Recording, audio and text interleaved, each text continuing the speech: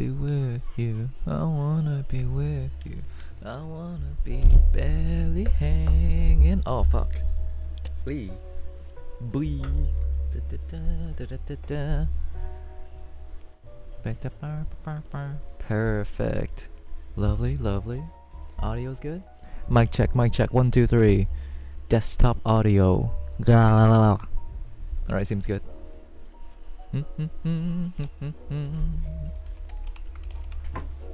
And we're live.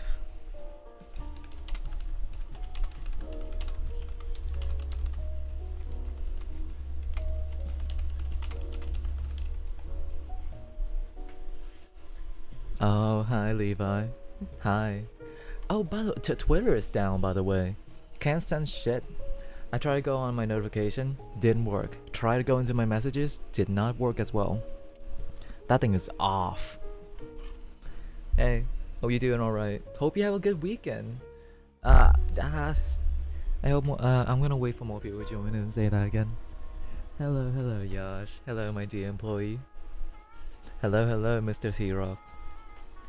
Greetings. Hi, Riley. You doing alright? Sorry, not Riley. Picture. Hi, Picture. Been a long fucking week. I just want to relax a little bit with the TTRPG. So I decided today's stream is just gonna be mainly chatting. So if you guys want to keep me in the background, I really appreciate it. How are we, boss lady? I say we are feeling... I've recently got a really bad mental breakdown situation going on, and I'm not fully recovered from it yet. But give it like maybe 2 or 3 more days and I'll be fine. Hi, Lognessa. Good to see you. I can only see you through your ad. I cannot see your name handle. So if you have like a name that you prefer me to use for you, then please send it into the chat. Draw this with that. Oh, hell yes. Ah, God. I remember Peace used to say that she like used my stream as like the background noise while she draws art. I'd love to do that actually. Nessa is fine. Got it. I'll keep that in mind. Nessa, I have a question. Are you from the Discord server or are you from like just YouTube in general? I do have a question. Cause I believe we do have a few people new in the server that Levi Funger invited into it. I wonder are they in the stream right now? Got no occasion for the stream right now? Nah. YouTube is a little late on that aspect, yeah. I can't advertise my shit on Twitter by the looks of it, but I'm gonna check one more time just to be safe. No, it's not letting me. No. Oh, maybe? Okay, I can move my account. My choir concert got delayed, should have been today. What's up with your choir concert? I'm not from the server, I'm just from Funger Twitter. Holy shit, right. Yeah, so a little extra thing happened recently. I have a bunch of banger tweets. I have a tweet with like 3k likes already. And I assume that that's like... Maybe if I post this, okay, hold on. We're streaming. Hashtag. I gotta have the hashtag. Give me a second. I gotta advertise. Right now. Designing the TTRPG as I go. Join in. Usually I'll post like a selfie to get people in, but I'm not feeling comfortable with that today. Oh, Local Hobbit, good to see you. Hi. Hi, welcome to stream. If you have anyone... Now here's the main reason why our Discord server goes off like that. I don't mind if the people in there invite other people in, because the people that are already in there are people that I can trust. So if you guys have people that you guys want to invite to the server, please do. And Nessa, if you're interested in whatever the content that I'm doing, then I can like send you the invite link to the Discord if you'd like to join. Hi Local Hobbit. Hi. Hope you've been doing well. Hope everyone here has like a good weekend and everything. It's been tiring. Oh, I'm going to a water park on Sunday, by the way. Right now this is a Saturday morning, 1 AM. Hi Hummus, why are you throwing rocks at me? What'd I do? I did nothing. Da, da, da. Yo, what's up, guys? Hi, hummus.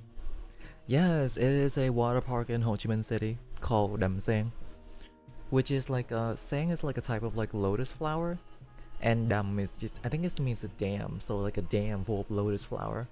But that thing has been here for like 40 years, I believe. I remember I went there once when I was like a tiny little baby, a wee little child. Very boulder. I don't know, should I give you like a +2 or -2? I think that's a -2. Sorry, I feel like I've been very generous with what kind of stuff I've been rewarding people recently. Oh my god, flash into my eyes.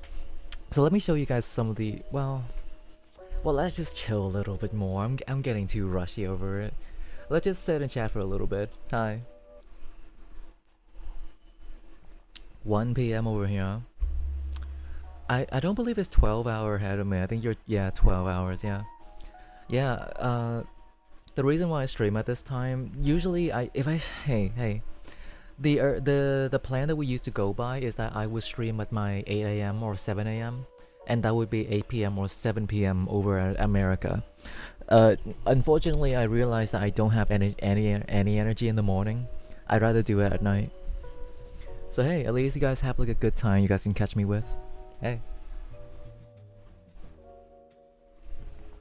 If you're wondering what I'm drinking, it's coffee. It's pure coffee. Black coffee, no sugar. And it helps me stay awake really well. Oh, okay. So, here's the progress on the Fear and Hunger Terminal TTRPG, right? And the measurement that we're doing this is how playable is it, right? I say 50%. There's so much stuff that is missing from the Google documents that we're making right now. As of right now, we have the locations somewhat done, but not fully done. We haven't touched on item crafting. We haven't touched on like enemy character sheet. We haven't touched on a lot of different aspects, and that's. Ooh. Yo, gave a like, brought water. Oh yeah, this is gonna be a long stream. Because I'm not playing Funger, I can probably stream for a little longer because I'm just mainly sitting here and talk, and that's very relaxing for me. I've been very avoidant of playing Funger recently. I think Funger stopped being fun for me, but I still like the game a lot. So maybe I'm just like burnout. So I'd rather just focus on the TTRPG for now. Yeah, grab some water, get something to drink, and chat with me as you like. I like talking.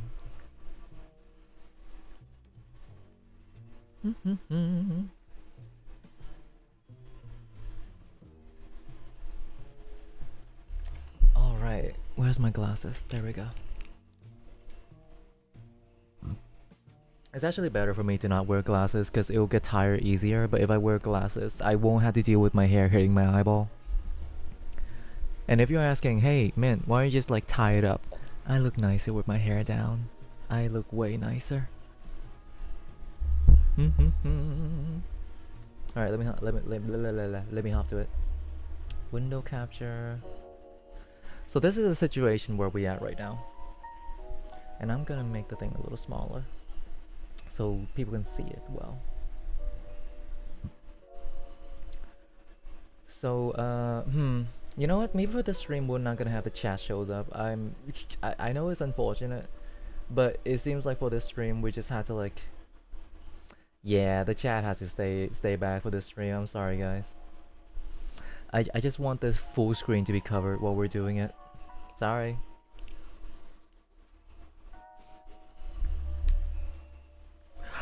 Oh, hummus. Well, I mean, how similar? Does your hair also split down the middle like that? Does it also function like that? Tell me about it. What? There is like a scientific word for it. I forgot. Is it like mitosis? Doing that thing where you're like, well, this is not mitosis. This is a whole different definition, but it's like, you know, admiring someone and then just like slowly taking over their traits. Which I'm not to say like you admire me or anything, but it's more just like close proximity and then, you know, similarity and everything. So, let me talk about what we have so far for the location plan. Now, the thing is like, uh, it's not a T virus. Don't call it that. Uh, how we do location in this game is that we will split the city into multiple sections, and then in each sections, like, hey, you travel to section, like you go to like Privo West, which area you like to check out. I want the players to be able to look at like a physical map, and then they point to a location, and then they go, okay, me and my friend are gonna go here now, and we're gonna explore. We're gonna look for supply, we're gonna look for loot, we're gonna look for fights, stuff like that. I want it to be something simple and easy for people to do. And as of right now, that seems, I hope you guys noticed the city section has has rather expanded a lot. Because originally sections, like their name suggests, is like a whole umbrella area. Turns out I'm going into a lot of the specific, like which area is connected to which, and etc and etc. And then as we keep going, it just keeps getting bigger and bigger. And now we're running into another issue. This is section. This is not location. If someone want to go into like the Mausoleum Alley, that's a location. If someone want to go to the Church of Almer, that's a location. If someone's want to go to like, let's say like Privo Bob, that's a location. I'm going to have to individually write out every one of them. What kind of stuff you look for there, what kind of things are like, oh god. We do a mechanic for needles? Yes. We actually do have a mechanic for needles already. So let me introduce you to, I'm gonna type it down. Hold on, let me just make a different Google document so I can make it like an easier example for you guys. Yes, we do have a mechanic to implement needles and it's in the main document, but I'm gonna... all these are like... none of these are blank. How do I do this? One second, do I have paint installed? If I have paint, but it's probably no. Let's go to Canva. I think it's easier for me to do with Canva. I love the random Stardew Valley there. Is a Google Doc full of like Stardew Valley mods I wanna like install every time I play the game. But I've been a little bit lazy recently. Where is it, the thingy? I wanna just like a infinite presentation. Not a presentation, no. I want just like a blank. Let me just... I think I have like one save file somewhere down here. There we go, paragraph text. So, for the mechanic, and I hope you ignore everything that you're seeing on screen right now. Let's just ignore it. Let's not address it. You guys don't need to pay attention to it. So, for the mechanic that right now we have for fear and hunger is called the danger level. Lesbians? Yes, there are lesbians. A lot of them. So, danger level. Like I mentioned before, the bulk of the mechanical thingy in our game is that you either do combat or you do checks. Like, you know, like trying to like see if you roll a dice and see if you like beat this guy up with like a hammer. Or you like try to like gulp down some alcohol, stuff like that. I don't want it to be too repetitive. And I want an incentive for players to be like, oh shit, I really fucked it this time. Danger level is what happens when your like character fails something. I touched on this on the previous document, but let's just say like this. If the difficulty of something is like a 10, you need to hit a 10 in order to beat it, right? What happened if you fail a little too hard? What happened if you need a 10 to beat it, but you roll a 1? That is what we call a significant failure. And what a significant failure does is that it increases the danger level. That's right. The more that the players around the inside the game fails, the higher the danger level happens. And now what does that do for our lovely game about the danger level? I have basically created a system with the danger level where the GM, the game master, can basically use the like whatever danger level that the players has to purchase an enemy. That's right. If you fucked up a few too many times trying to like pick up a lock, and increase your danger level by like maybe 5 or 6, the GM can choose to maybe spend 4 of that danger level to purchase an enemy. And then that GM can put that enemy at anywhere they like. Specifically, they had to say, oh, okay, I'm gonna buy this enemy, I'm gonna put them and ambush them somewhere in the city. and that's gonna be a problem for your players later on. I've mentioned this before. Combat is deadly. Combat is not something that you actively go for and is really unfair. Given the GM the ability to just buy a dangerous enemy and put them somewhere in the city to ambush you later on is really scary. You lost your door 5 times, get jumped. I can't. Yeah. That's the plan. I'm so serious. That's exactly the plan. You know, and in game it could just be like you're taking way too much time to pick the lock, and then an enemy notice you. You know, it's really easy stuff like that. Well, when the danger level was really high, we could go behind some stairs and fight a spider boss. That's really hard. That's you're referencing look outside. No. I could put a spider enemy into the game if you want, but yeah. I want to touch briefly on the phobia system as well.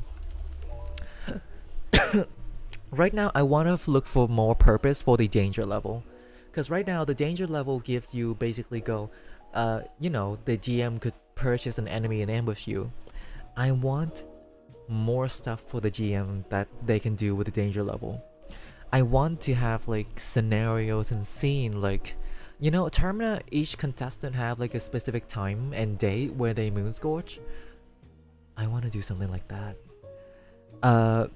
Because let's be clear, the Festival of Termina have a minimum of 14 contestants. In a playtest scenario, we will basically account it for how many players are there in the table, and then we will create NPCs as well. NPC contestant, a non-playable character contestant. And those guys are basically just gonna roam around the world and do their own thing, or they could help you and support you. Either way, the bulk of it is that I would want collaboration to be a main thing for all the people inside the game. Because if you don't collab with each other, you're gonna get jumped on by a Bobby that can hit you 3 times per turn and will kill you. That's bad.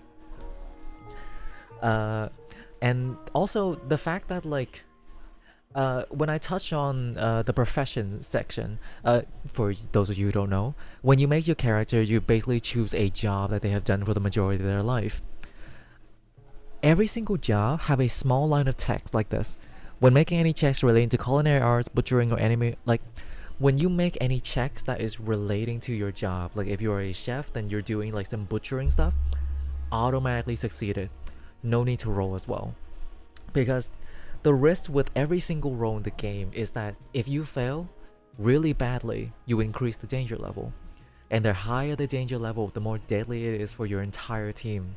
And that's just so bad. That's so... it's like... I love Call of Cthulhu and the way that I like... how detrimental the status effect is. We already have that mechanic.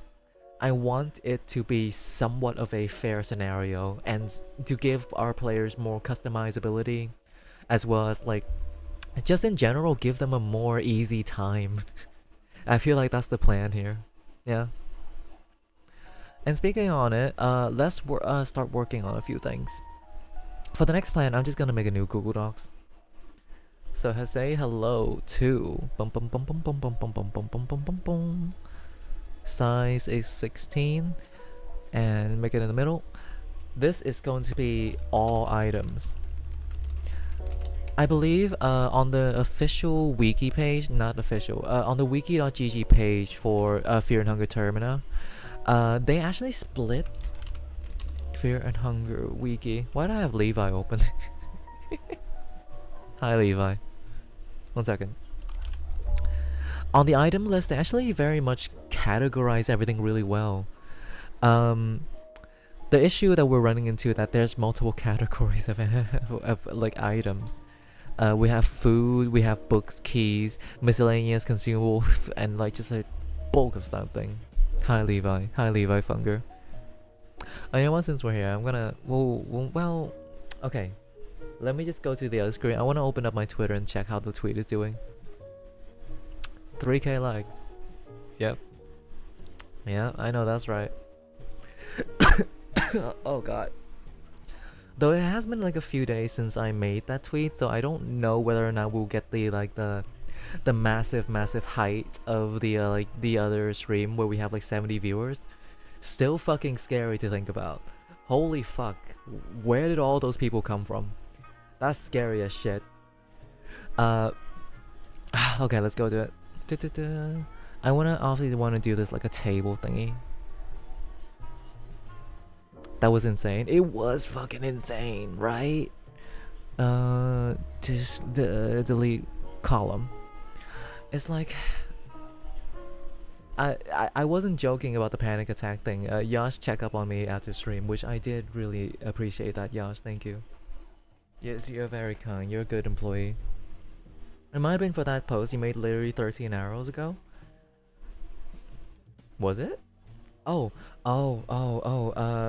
yeah, no, we did get a banger tweet before that, and I think that's the main reason why people join in. And you know, Fear and Hunger TTRPG is something new, is something fresh. So, item name. Let's just check how the main wiki does it, because like, I want it to be as easy as I can to port it over. So we're gonna start with like the weapon section first, which I believe we already have. Actually, hold on. Let me just go to core mechanic. The reason Levi was pulled up, you posted a screenshot of the wiki. Oh, right, yeah. That tweet got like, I believe 500 likes? 600? Something along those lines. It was a tweet about like child soldiers and how hard they go in like fictional work, despite, you know, how fucking horrible it is. There we go. Yes, if you're curious on how we're gonna do the weapon system in the game, can I zoom it up a little bit? Yeah. Basically, following the mechanic of Termina, you basically have an armor slot, weapon slot, and accessory slot. And once you're like equipping one of them onto yourself, you have to like make an action to replace them. This as similar as you can to like the main game. And I specifically designed them like this. Like, notice the little line text, +5 to fight, +17 to fight. I want it to be as simple as you can. Like when you roll combat, ideally I would want you to roll 1 dice and that's it. That's the amount of damage you deal. Thank you for checking on it, Levi. I appreciate it. Just 1 single roll to check how much damage you deal, and then the other guy goes 1 single roll to see how much damage they reduce. And that's it. To make it as simple as possible. And I'm glad I actually make this template, because like, look at this. I can just copy it. Oh my god, man, my life is so much easier. Fuck this. Hold on. I guess I can just like copy and paste this entire section into it. Yeah, let's do this. Weapons. Okay, this is gonna be a long one. We'll have to port over a bunch of stuff, so let's just do like maybe 10 and then we'll continue on this next section. Insert row below. God, all those classes doing like Word and like Excel sheet back in my college, it feels really helpful now, because I really like how neatly tidy they look, you know what I mean? It feels really nice. Baudia to Aturon, a month before its expiry date. Well, it's a month before its expiring date. It can't be that bad. It's not past it yet, so yeah, you should be fine. Despite the horrors, child soldiers are bangers in history, even if they go through an actual bang. God damn. Turon is, I know it through Ina. I believe it is a type of food, a snack. There we go. Fuck the AI thingy. Turon, or Turon, is a Mediterranean nougat collection, typically made of honey, sugar, and egg whites, with toasted almonds or other nuts, and usually shaped either to a rectangular tablet or a round cake. Turon. They look nice. I feel like we have a similar thing in Vietnam, but like this thing is way chunkier. We have like a variation of this. Yeah, we have this thing, caramel and peanuts mixed together, and they always sell these things during like Vietnamese New Year. Turon. Just eat it. It's fine. It's probably fine. It's like moldy bread. You can just eat it. Just like eat around the mold. So the next step that we're gonna implement. Hold on. Da, da, da. So we got like knife, pipe wrench, lugger pistol. Let's do officer sword. Yeah, let's do that. Special effects is like is mostly reserved for stuff that do a little bit extra.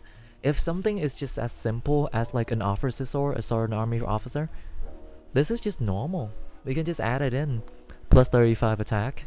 So far, this is like a direct port, but I have basically just like cut most of the numbers in half because I don't know how to balance it yet. So we're just gonna cut all the numbers in half and put it directly into there and see how it goes. Yeah, if you can search up the snack that you have, Local Hobbit, and send it into the chat, I can see it and check it out for myself. So for an officer sword, I feel like they don't really have an extra line of text or anything. We can just add it in. Plus 35, 35, 34 divided by 2 is... oh my god. 34, 12, 16? Is this 17? 17, yeah. Wow, it's really similar to a pipe wrench, hold on. Yeah, exactly similar. Huh. I guess the difference is that like pipe wrench has a chance to stun, but officer sword doesn't. Officer sword is a one-handed weapon, and it deals slashing damage. Ring of Fire Eclipse on February 17th. Now that's new for me. Hold on. What's a Ring of Fire Eclipse? I can't type. Ring of Fire Eclipse. Ooh. Oh wow, okay. You mentioned on February 17th. Alright, alright. Oh. Alright, I'm excited. Hell yeah. But I gotta log in and continue. You know what? Let's do it based on what the people in the chat wants. Hey, gang. If there's a weapon in Termina that you want me to cover and turn into our system, just say it out loud. Because I really don't want to go through the entire list one by one. It feels just so boring. The first weapon I see in the chat will be the first one I'll do. That's a dark sign. Trench gun. Alright, let's do it. Meat grinder. So let's start with the trench gun first.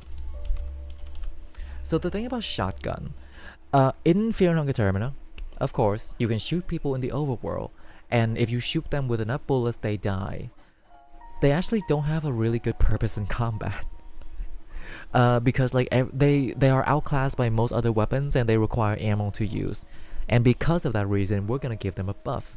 12 gauge trench gun is the name. Toron. I look up, I think it's the same, just different name, only ate it twice. I've never had one of them in my life, so I wouldn't know, but I'd like to try. 12 gauge trench gun. I feel like I'm typing something wrong. There we go. There's a U in there. So, it costs, oh yeah, all of the guns cost ammo. Cost one, I believe it's like 12. What is it? What is it? There we go, 12 gauge shells. Yeah. I like the way that we design it is that like it's really easy to just like port stuff over. Every time you use it, and this thing deals 3 overworld damage. And touching on this aspect, by the way, Hummus, is that overworld damage essentially you can like be like, hey, I saw a guy in the distance because I succeed on my sight roll. Can I shoot him down? And the GM would prompt like, okay, make a roll. And if they succeed with that roll, they deal exactly as this thing says. Deal 3 damage, deal 1 overworld damage, stuff like that. Abella Wrench, I want to stun. Abella Wrench is already there, sorry. Let me check the damage thing. Plus 50 attack, so that's a plus 25. Plus 25 to fight. And this thing is, of course, a two-handed weapon. And it deals piercing damage. Although, now, there is like an interesting thing that I mentioned before. With guns, I specifically designed them so that you had to roll a dice. With all the other weapons, you kind of hold them and they give you like a buff to your fight dice, and you can just roll your dice and see what happened, right? With these guns, however, you actually roll your fight dice and one additional dice to see what happened. So in this case, instead of a plus 25, we can buff it into like, I mean, it's a fucking shotgun. It's gotta be multiple different dice. How about like a 3d6? Plus 3d6 to fight, but on average that's not a lot, so I can increase it a little bit. Let's make it like a 46. 46 to your fight. Yeah, that should be good. I'll be back on present time. We just wait for the Wi-Fi. The Red Virtue and Trench Gun in Termina have the same attack stat. Red Virtue just hits twice with magic damage, and that already increases damage by a lot. So yeah, I will be making a Trench Gun build, so this will dictate that. Yeah, I want the guns to have like an actual purpose. And on the rework video that Miro made a while back, he mentioned that most weapons are split into two categories now. We have the fixed weapon type, which is a weapon that has basically a consistent amount of damage it can deal. Those are usually the melee damage weapon, but some ranged weapon have them as well. And then on the other hand, Miro introduced a new concept of varied weapon. These are the weapon where the damage outcome is like kinda randomized. It could be really good and it could be really shitty as well. I want to implement something like that for all the guns. Like, the fact that it doesn't give you a flat bonuses but force you to roll extra dice, meaning that they could be really good, or it could be absolutely shit and you will not be worth it. So yeah. Trench gun. I believe earlier you mentioned meat grinder, so let me do that. The meat grinder is a fun one. Cause I feel like, I mean, the meat grinder hits 3 times. I mean, that's 3 dice, right? Splungy, it's been a while. Welcome, welcome. Good to see you. Hi.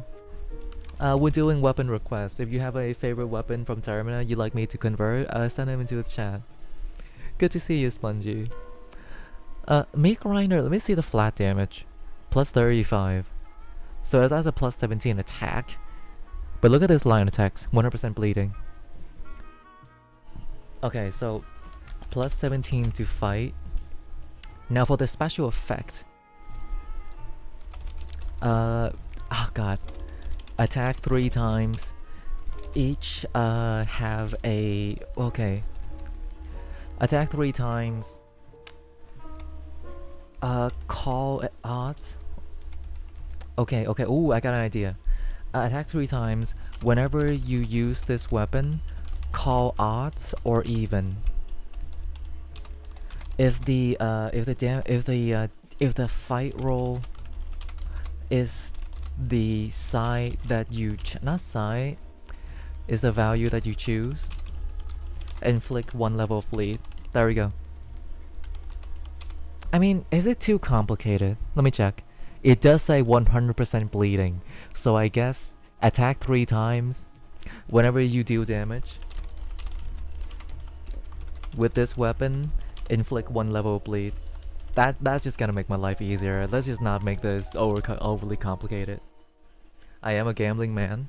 You're gonna love some of the stuff with the soul type then, because I add a lot of like gambling mechanic into the game. I believe Endless Soul have a thingy where you could like flip a coin to see if you like significantly succeed or significantly fail. So yeah. Inflict 1 level bleed. This is a 2-handed weapon. The idea that I toy with a lot is a type of profession that allows you to change the damage type of weapon. Like instead of like an officer sword that can only do slashing damage, what happens if you have a way to turn into piercing? Which I realize is like a really hard bar to do because that's a lot of weapons that you can modify, and that will probably change the interaction a lot that I don't want to risk. Alright, meat grinder has been implemented.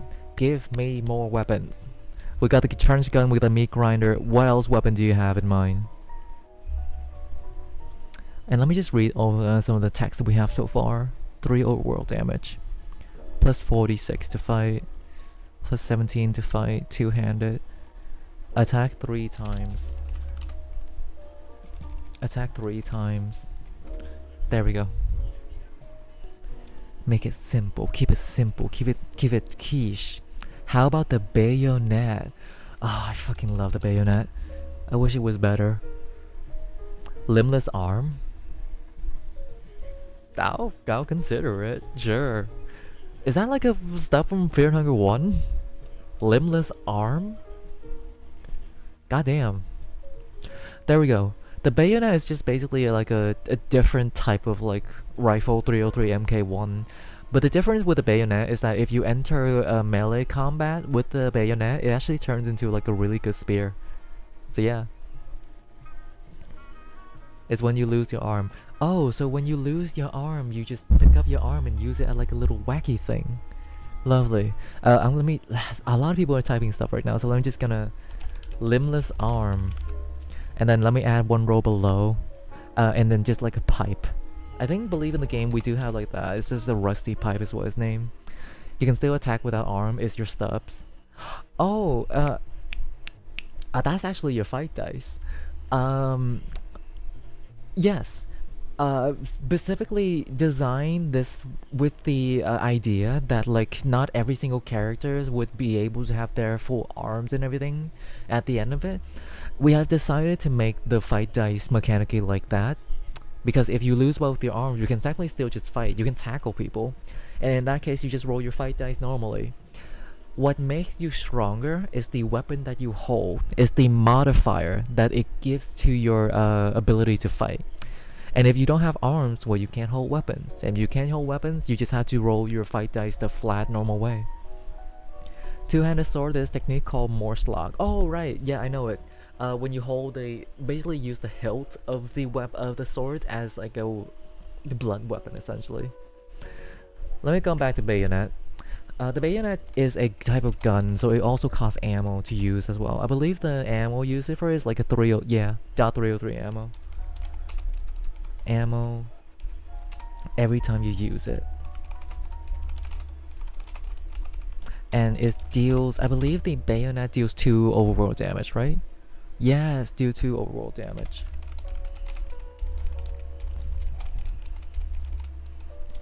Damage. Can destroy limbs. Can destroy limbs this way. Lovely, lovely. And let me give the bayonet some stats. Oh, 34 attack. Now the thing about the bayonet, let's make it a little versatile.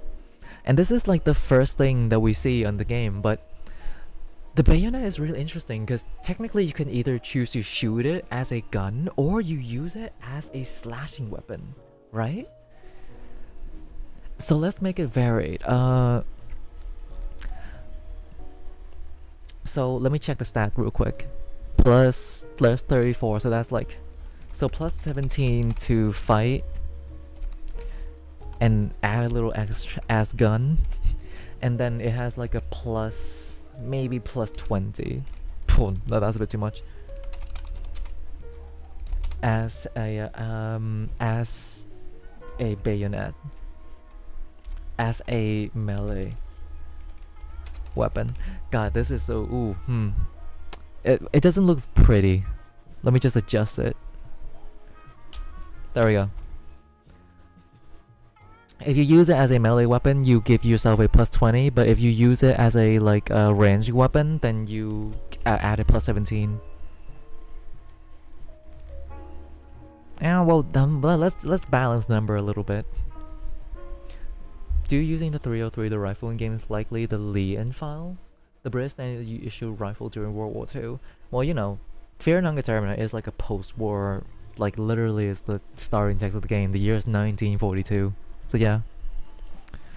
What I am interested in is like when it comes to the lore of Termina, I wanted to know how widely used is the idea of a war, like a magic, but is based on war. Because if the nature of it is like, if you have access to magic, you would use it for political attack and assassination on people. And in a war-torn setting, we already know like the Bremen army is already doing like the super soldiers with like the marriage and Sylvian ritual. Plus 17 to fight. I had to find a way to balance it. Or we could just make it versatile like that. Plus 17 to fight, two-handed weapon.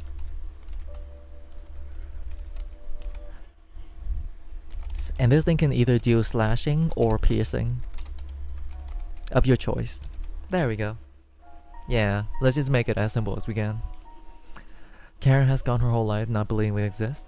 Yeah, with the same reason that it's like magic is not widely used, but magic is still being practiced, you know what I mean? Can we adopt Crimson Father as a pet? No. I don't feel no. I don't think it's possible. They're gonna kill you. They will kill you. Can be used to either deal can be used as a range weapon or melee weapon, changing its damage type in the process. There we go. I just think the bayonet is just a really cool weapon. Such a fucking cool thing. Ugh. Limbless arm. Actually, there's nothing to be added here. You literally just roll your fight dice and that's it. So I guess there's not much to do here, huh? Heroin? Would you consider heroin a weapon? Oh, wait. Sandman's Kiss. Now, Sandman's Kiss is a weapon right here. And inflicts poison. Yeah. Alright, heroin is a type of weapon. Go for a while, be back. I'll see you later, local hobbit. Heroin sword. Yes, we can add the heroin sword into it. Levi Hunger. Levi Funger. About the rusty pipe, I believe Riley requested it earlier. Rusty pipe is in the game. It has a small stunning chance as well. Plus 29. Let's just make it plus 30. So that's plus 15. Plus 15 to fight. This is a one-handed, right? Yeah, this is a one-handed weapon. It deals blunt damage. I like the fact that Miro, you know that one image of like a goldfish jumping outside of his little goldfish jar thingy and says like, I'm nothing like y'all. Unlike other unlike other games, maybe in RPG Maker, Miro, instead of using bludgeoning damage, he said blunt damage. Cheers on that. Cause like you got the holy trinity here: slashing, piercing, bludgeoning. With Fear and Hunger is blunt. What are you expecting? I'm nothing like y'all. Also we had to implement the whole thing. It is, let's see. Yes, 25% to concussion chance. So it's the same thing as like a pipe wrench. I guess I could do something like concussion 2 and then buff this thing to concussion 1 with the rusty pipe. There we go. You wanna know another really funny idea? Wrench toss. I believe I could probably buff it to include other type of weapon, but I feel like it's a bit too, you know, expansive to be like, hey, I can just throw my shotgun at someone and deal damage. That would be fun, but yeah. Would a hatchet and fire axe do the same damage? Let me see. Hold on. That's an axe, 34. Yeah, you might notice that right now, but all the weapons in Termina has the plus damage thing is relatively equal to each other, except for the really fucking crazy one like the Galian Greatsword. Hello, Boomfy. I hope you're doing alright. Do you have a weapon from Fear and Hunger that you want to implement into it? We're doing like weapon requests right now. Anything would do. I should probably type that in chat if someone wanna join in chat and see it. Doing converting weapons from Termina into the TTRPG right now. Taking requests. And then I'm gonna pin that message. I'm gonna pin. There we go. Lovely. The holy hand grenade? I don't know how we can do that. I feel that there's no holy hand grenade, but I could probably, well, there is a pipe bomb, but a pipe bomb is classified as like a type of item actually, instead of a weapon, because I feel like, hey, you wouldn't want to hold a pipe bomb and then punch someone with it, right? That's kind of like, what happens if it blows up in your hand and you die? It's kind of risky. Plus 38. God, all this is plus 17. You know what? Let's do some adjustment. Plus 38. So plus 38 is like, let's make it plus 20. Plus 20 to fight. It is a one-handed weapon that deals slashing damage, I believe. Just to be sure. No, Sandman's Kiss is actually a piercing damage. That's okay, that's interesting. I guess you stab people with a heroin thingy, so yeah. Whenever you deal damage with this weapon, inflict 1 level of poison. There we go. Yeah. I guess poison doesn't have levels in comparison to bleed. So inflict poison. Yeah, yeah. There we go. Lovely. Sickle, even though it's not very unique, it has more aura than a knife. I mean, the sickle is just a better knife, I feel. Yeah, I'll add it in. Da da da da da da. A really fun thing is that some of these weapons does have a like crit chance built into it. Where is it? There we go. Now, here's the thing. In our system, we don't have a thing called hit rate. I feel like this is a thing that is very similar to the Dungeons and Dragons. It's like, you know, when you make an attack on another creature, you roll a dice and you say, hey, do I hit it or do I hit it not hit it? And the hit rate is like that. In Termina, you can have a chance to miss an attack entirely. But with us, we kind of just pick a body part and go, I deal this much damage to it. There is no such thing as a hit rate in our game. So I've been thinking maybe we just ignore that mechanic overall, but I don't know. Maybe we can find a way to add it in. Could be fun. Sickle is plus 25. A plus 25 divided by 2, that's a plus 13. Plus 15. There we go. Plus 15 to fight. No, that's way too high. Plus 10. Well, pipe wrench, let's buff it to a plus 20. Yeah, let's just give a few buff to these. Officer sword should deal like plus 22. Meat grinder. Okay, meat grinder is a big one. Plus 20. Bayonet. I mean, all of them is like plus 20, but I want to give it like a little variety. Maybe plus 19. Yeah, a little adjustment. Sandman's Kiss get bought to a plus 22. Meat grinder is plus 20 is good. There we go. Inflict 1 level aura on self. Alright. Now. Speaking of fucking aura, the weapon that you can build from the sickle though. Think about that one. I believe it's called the Reaper something? There we go. Reaper's Rake. 2 duct tape, 4 sickles, and a single broomstick. I mean, just fucking look at it. You gotta say, this thing has aura. Using this thing feels cool. It genuinely looks like a giant claw thingy that you hook on people.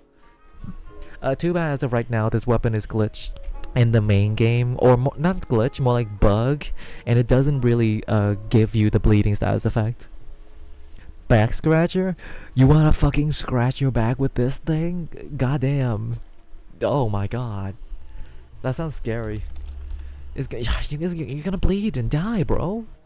Insert row below. Reaper's Rake. I'm still taking more requests, so just send it in and I'll just like convert them as we go. This thing is a plus 40. That's how you know it's good. You know what? Plus 30. I'm feeling generous today. Some of the weapons should be getting more buff. It is a 2-handed weapon. I believe it deals slashing damage, right? Yeah, it deals slashing damage. Slashing damage.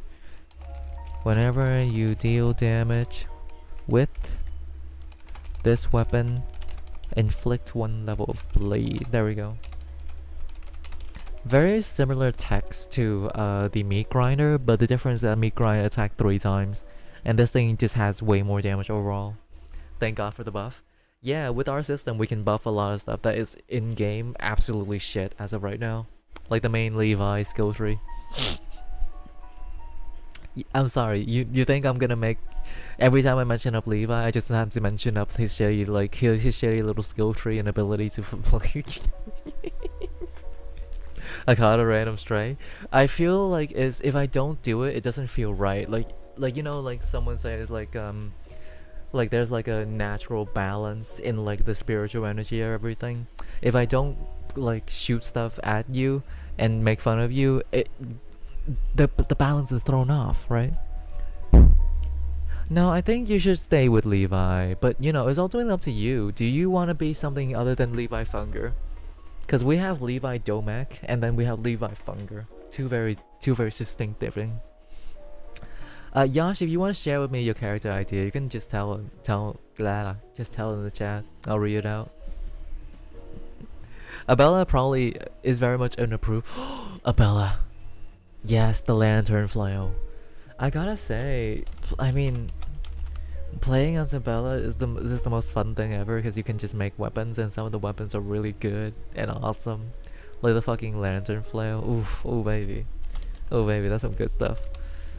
Now this thing is special because it deals fire damage. Yes, it deals both blunt and fire damage. So implementing the thing is really hard per se. What the fork? Please, Miro, I fucking need this. The lantern flow is special because I don't know actually. Let me check the damage type. Implementing the lantern flame, I believe is like a plus 28 to fight for sure. But how do we make it special, you know? Cause like the lantern flail deal both blunt and fire damage at the same time, and is that 2 different damage roll or is that just 1 damage roll? I'll say it like this. For weapons that deal 2 type of damage, it basically just say if the enemy is vulnerable to either of them, they take one of them. So let's just say like if Moonless is weak to fire but not weak to blunt, then the fire thingy will overtake the lantern flare and you deal extra damage with that. Like to do damage type means like what happens if something is like vulnerable to both of them, right?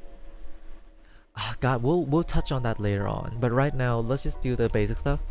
Whenever you deal damage with this weapon, a lot of this text is gonna show up a lot with these weapons. Inflict, burn, that's it. Oh, it's actually, I think there's multiple level of burn, right? 60 burning chance. It actually isn't a guarantee chance. So I can add the text like if you crit, there we go.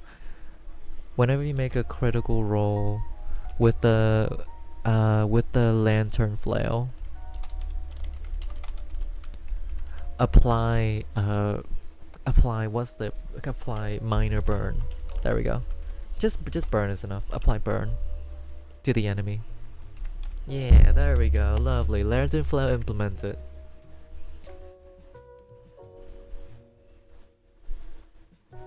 I'll touch on that aspect later on, but right now we're gonna keep it like as simple as we can.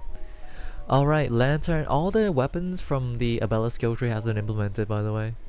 I feel like it's just the most interesting part of her whole character archetype. So let's continue. Oh god, I've never used a Sabbath in my entire life because in order to get it, you need to like draw the Venushka sigil inside the church, and I never done that because I wanted to get the sword Red Virtue from the Heartless one. We could probably do this one of these days. I feel like I've been really drawn to like the quote-unquote optimal way to play Fear and Hunger, that I end up just never choose the fun stuff, and that's why I never like see the Sabbath in game ever. Could be fun. I don't know what Sunless Citadel is, so if you'd like to explain it to me, just type it out in the chat. Alright, what's the next? I mean, seems like the people in chat doesn't have any more weapon recommendations, so this is all we'll do right now. All weapons. So we're gonna move on to the next section of the game.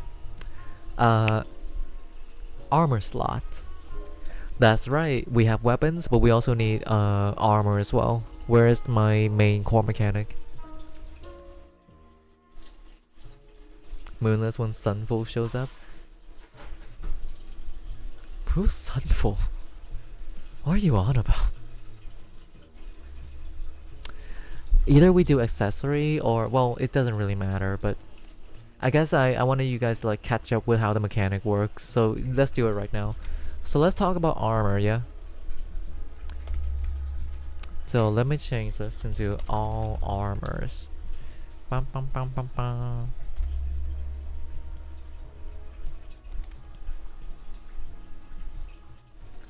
Alright, the way that damage work in the game, remember with all the weapons we kinda assign a damage type to them, right? Like the rusty pipe deal blunt damage, the salmon's kiss deal piercing damage, the knife deal slashing damage.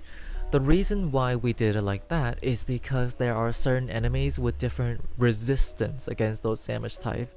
Like if I use a slashing type weapon to like a guy that is wearing like a full armor tank going on, of course he will resist against it. If I like hit someone with like a giant like hammer that deals blunt damage, but they have like a like I don't know, sort of like a made out of a rock thingy going on their body, they will resist against that damage. The same thing applies with the armor thingy you have in the game. Resistance 5 and resistance 1.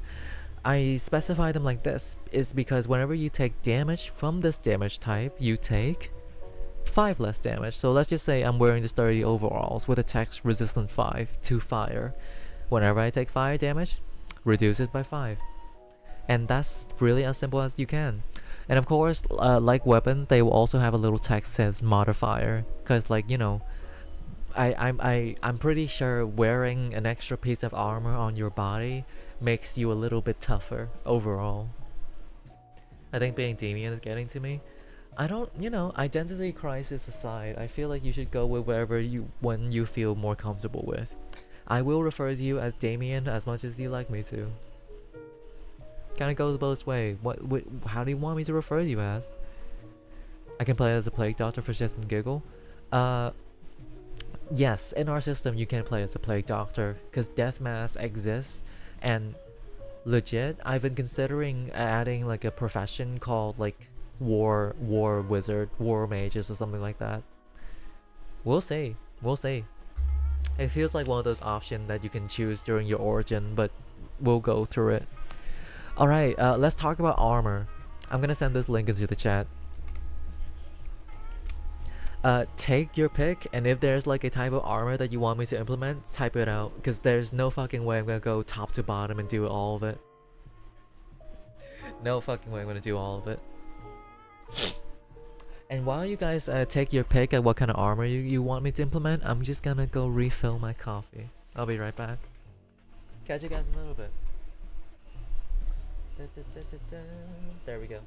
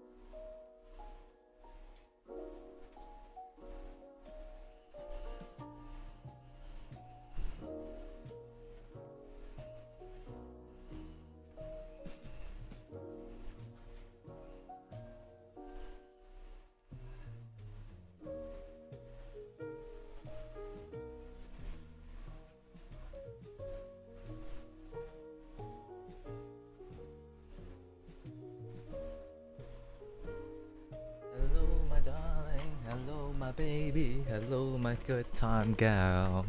Send me a kiss by wire. Baby, my heart's on fire. Ooh, I see the darkness. Pilot jacket and darkness, I'll keep that in mind. Let's start with the darkness first. God, the darkness is such a cool armor set, isn't it? Let's just read the text a little bit. It's way down here. A living and seeping darkness that attaches itself to whoever dares to touch it and live in symbiosis with it. You gotta admit, it sounds cool. You gotta admit, it sounds cool as fuck. Ugh. The darkness and pilot jacket. Will we make a Kevlar vest or a flak jacket? Do we already have it? I don't believe we have a Kevlar vest in here. Like an armor, like a bulletproof armor thingy going on? No, I don't believe we do. Oh, shocking. Pilot jacket. So let's implement something with the darkness first, yeah? So number one, let's just see what it does. It has a plus 18 to defense and plus 15 to magic defense. Both of those things are modifier. So the darkness gives you a plus, I say let's just make it like a plus, like solid plus 20. No, plus 15. No, 20 is a bit too much. Plus 18. Let's just give it like a plus 18 to body. So your body dice is improved by plus 18. Somehow wearing the darkness armor makes you more like tougher overall, and I guess it makes sense. And this is like this is a armor but for your torso. I guess I had to make this thing easier to like categorize. It would favor someone like Karen to wear one under her clothes. Yeah, more like a bulletproof vest. But I'm considering it. It's put into consideration. Hello Nessa. We're implementing armor stuff. If you look into the chat, you'll be able to find like a link to the main wiki page. And if you have like a specific armor type, like an armor set inside Fear and Hunger that you'd like me to implement to the game, type out. I'll do it now. This is an armor for your torso. Now the darkness. Look at these resistances. Oh my goodness. 55, 65, 65, 7, like that's so much different resistances. Slashing, piercing, and blunt is the main one. So, resistance 10 to physical damage. That includes slashing, piercing, and blunt. All of that. I don't believe it's not even a resistance 10, because that's like, oh god, that's a lot. That's a resistance 15. Holy shit. So whenever you take like any type of physical damage whatsoever, that's a reduced like 15 damage by all of it. And that makes sense. That just makes sense. Cause I mean, in order to get this armor set, you have to beat the Heartless one, and I don't think that's an easy fight for most people. You're gonna get out of that fight losing so many limbs, unless you have a way to protect your own limbs. Consideration for the musician and occupations, so take it. Yeah, I haven't been working on the profession as much as I should, but I do like the idea you mentioned the other day about like being able to sacrifice your mind to like raise the morality of other people around you. That is like a very fun idea. Let me go back to this one. Resistance 15 to physical damage and resistance 5 to ethereal damage. And if you don't know, ethereal damage basically is fire and otherworldly. Just those two. And this basically just gonna make my life easier because, like, you know, if someone is resistant to like physical, like slashing, piercing, and blunt at the same time, instead of typing all of them individually out, I can just say physical damage. If someone is like resistant to both fire and like magic damage, ethereal damage. As simple as that. My laptop melts into molten slag anytime I try to boot up anything. Oh, I see. Oh god, you're in the same boat as me when I initially get into the game. You're not fake, I feel. Like, no, the only way for you to be fake at being a fan of Funger is that, like, while not possess any knowledge of Fear and Hunger, but you boast about it online. Being able to admit it is like vulnerability, and I appreciate that. When I initially got the game, despite the lagginess and just like destruction and not destruction, God, what am I saying? Despite the lagginess and glitchiness of my old laptop, because Fear and Hunger Terminal is 1 GB. My laptop can't run anything above that. So, despite that lagginess, I managed to play and get like maybe 2 runs done. And after I got with my new PC, I eventually play the game a lot more and enjoy the game a lot more. So yeah, I wish you luck. I hope you have a lucky break, something along those lines. Oh lord, yeah. Yeah, Fear and Hunger Termina is like 1.2 GB in total. Good luck. Let's go to the pilot jacket one.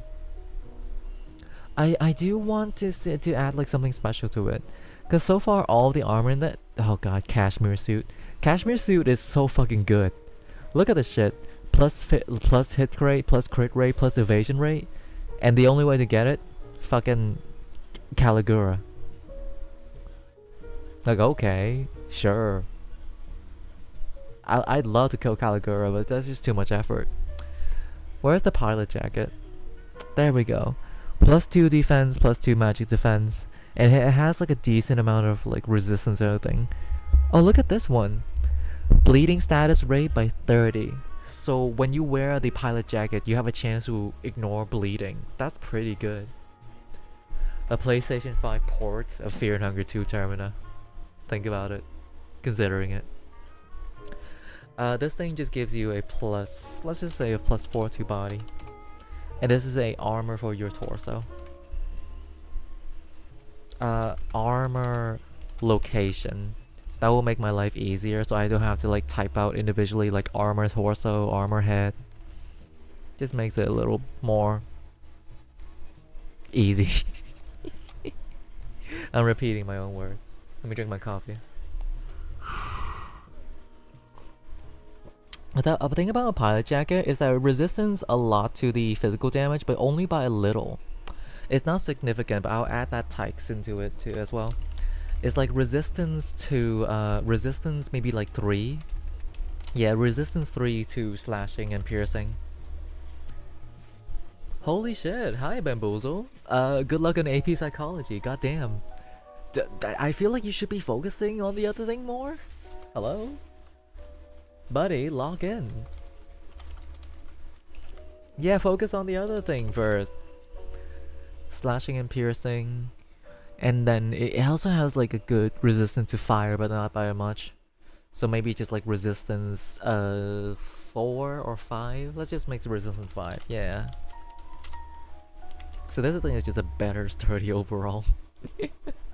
Interesting. Resistance 2 and then a resistance 4.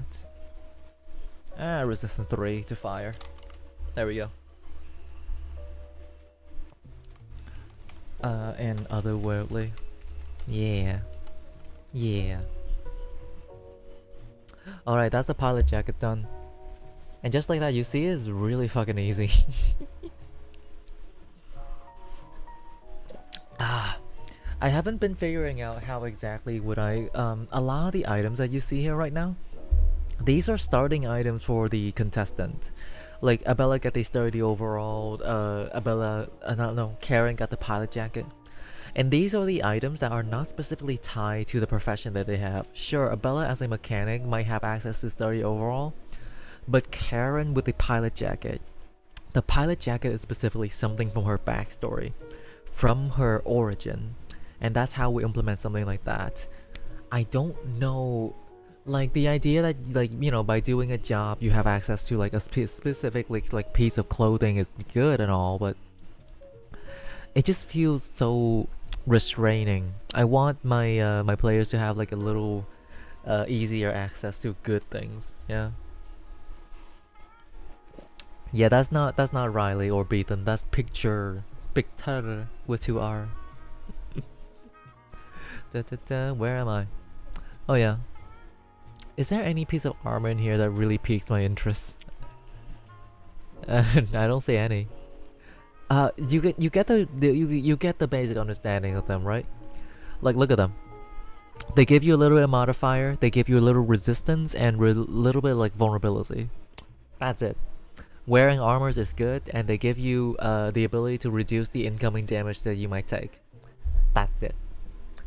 And that's fun. That's fun. But that doesn't make them interesting, really more interesting than the stuff that you see with the weapons, right? At least with the weapons, they give you a modifier and a damage type, as well as like a special effects that you can have. With the armor, they kind of just meh. And I feel like that's good because overall, the less my player character have to like keep in mind, you know, like keeping multiple source of information like lock in and like focus at the same time, the better it is our system, the more simple our system becomes, and that is the ultimate goal here. And I'm loving my fucking coffee. Ooh, that's nice. Mm-hmm. Mm-hmm. Mm-hmm.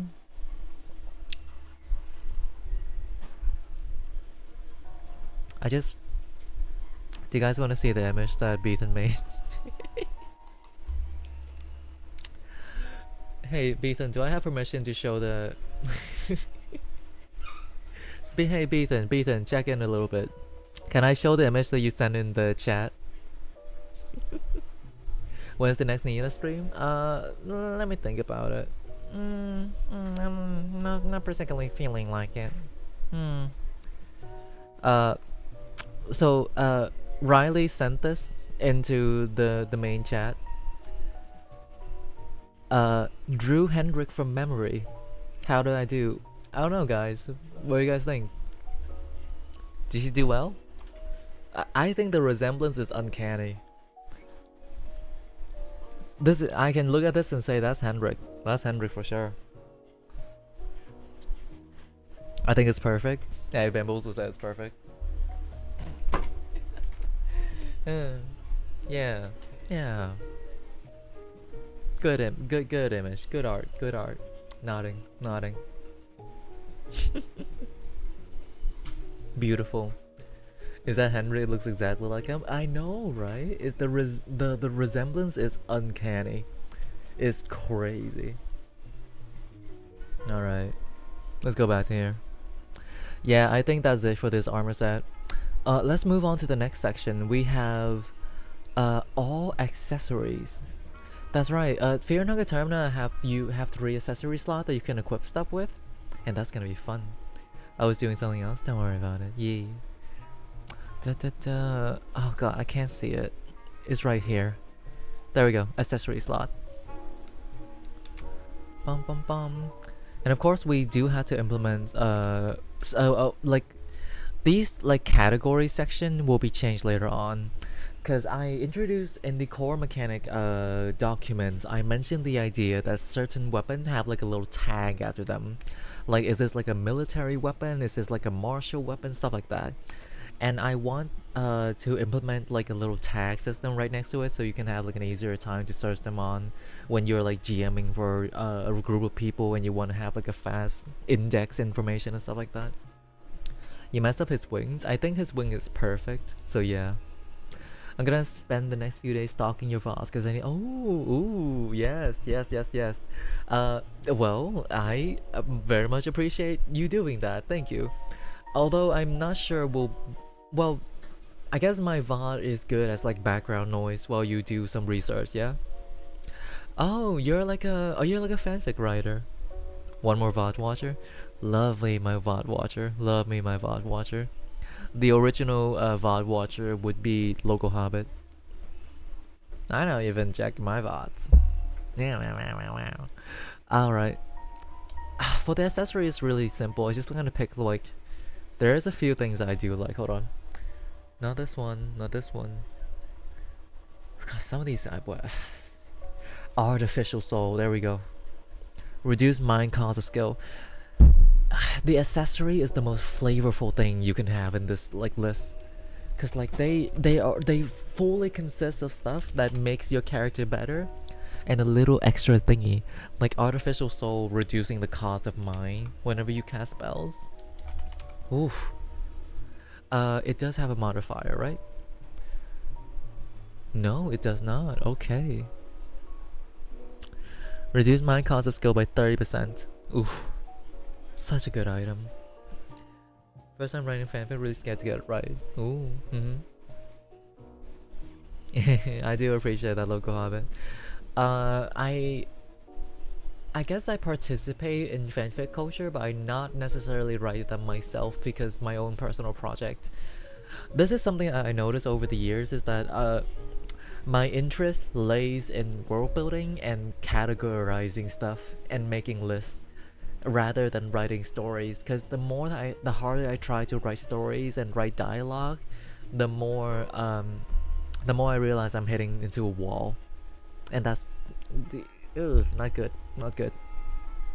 All right, artificial soul. Oh god, we haven't really touched on the idea of like magic casting. Right.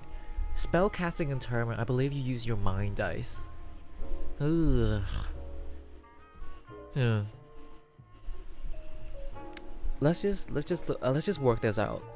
So how does spell casting work in Termina? This is not something that I have not covered at all, which I probably should do. Hold on. All items Termina to tabletop, and then we're gonna make one more Google Docs. Sorry. Where is it? Where is it? Oh my god, just look at the amount of Google Docs. 1, 2, 3, 4, 5, 6. And then we're gonna get a 7 and an 8, and then we're gonna have 9 right now. So this is spells and skills. Termina to tabletop. Alright. I do it like this so I won't forget to type it out later on. Cool. Awesome. Sick. Is mainly your mind strike and affinity to get the gods to spell is not? Yes, it is. However, as opposed to like, I want your mind dice to be more like a combat oriented thing as well as like an outer world thing. Because, you know, we don't have the same mechanic as a game when you're like, oh yeah, it costs this number of mind to cast this spell and stuff like that. We do, however, have something else called the fear level. So the way that you cast spells in Termina is that you essentially roll your mind dice. Think of it like this. I will give you a number and you need to hit that number. If you do not hit that number, you can still cast a spell, but you receive a fear level in the process. However, if you successfully hit the number and everything and you ace it, no fear level for you. This basically put a restraint on your character, meaning that if your mind dice is not strong enough and you keep trying to cast spell, you become more terrified. Your fear level keeps getting higher, and when your fear level reach 3, you can no longer cast spells. And I think that's a really good way to implement that into the game when you cast spells. How would that work with artificial soul? Is something that I'm still struggling with. Zebra walking on the Beatles crosswalk?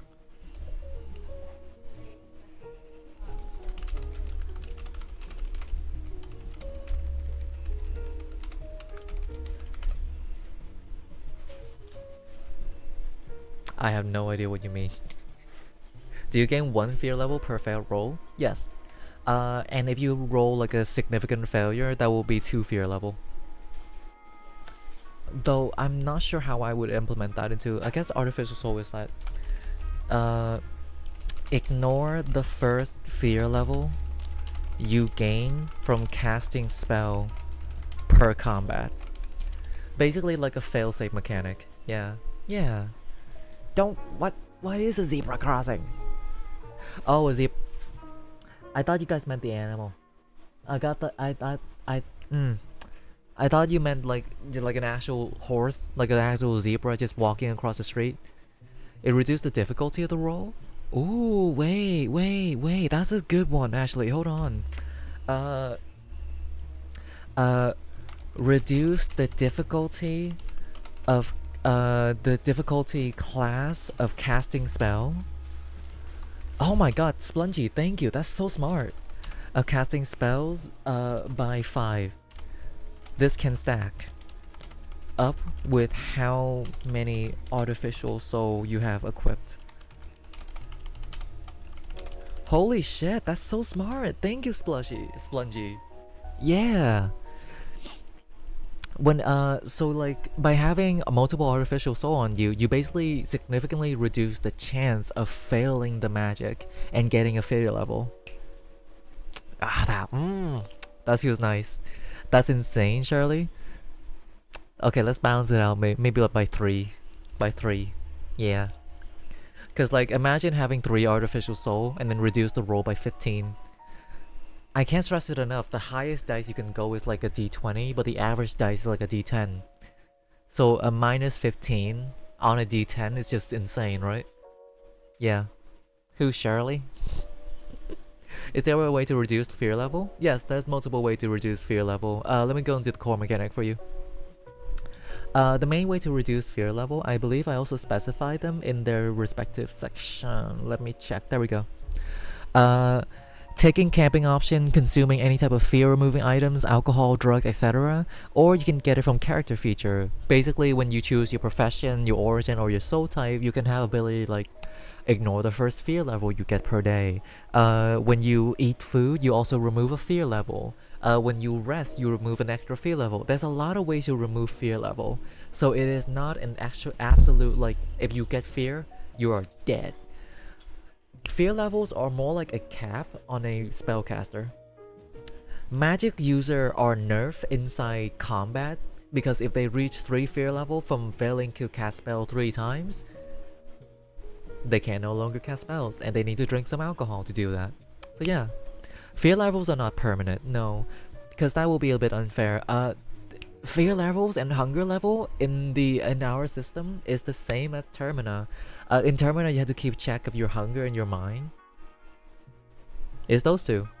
And if you can remove your hunger and your mind in game by eating food or drinking alcohol, you can imagine you can do the same inside this game. Imagine every time you fail a spell, you permanently cannot do spells anymore. Like that's a bit detrimental. That's a bit too cruel. Yeah. Let me find another item that makes me intrigued. Oh, Pinecone Pig. Oh, fucking love Pinecone Pig. I get it. Yeah. Let me insert Robolo. Fucking love Pinecone Pig. Now, the really funny thing with Pinecone Pig is that it doesn't give you any benefits to your modifier and it doesn't help you in combat. However, what was it? Grants a chance to receive a random item at the start of battle. And how we would do this is that at the start of each combat, roll a d100. Roll a d100. If it roll a d100 and check the Pinecone Pig loot table.